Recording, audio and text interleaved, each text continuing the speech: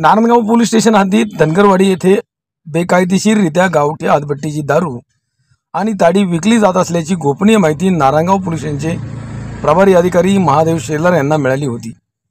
त्या अनुषंगाने 1 ऑक्टोबर रोजी पोलीस हवालदार संतोष कोकणे, महिला पोलीस हवालदार तनुश्री घोडे, पोलीस शिपाई दत्ता डेंबरे, गोरख शास्त्री, गंगाधर कोतकर, निश्चित महिला पोलीस शिपाई बुचके या पोलीस स्टाफसह सदर ठिकाणी छापा टाकून प्रिया उमेश मारवाडी वय 28 वर्ष, राहणार धनगरवाडी, तालुका जुन्नर, जिल्हा पुणे यांच्या घराच्या पाठीमागे तयार केलेल्या गावठी हातभट्टीचा अड्डा उद्ध्वस्त केला। पोलिसांनी टाकलेल्या छाप्यात 120 लिटर गावठी हातभट्टीची दारू जप्त केली असून तिची किंमत बाजारभावानुसार 12,000 रुपये आहे। सदरचा गुन्हा दाखल केला आहे। पुढील तपास नारायणगाव पोलीस स्टेशन करीत आहेत। Bureau report, Jhanjhavat news, Narayangaon.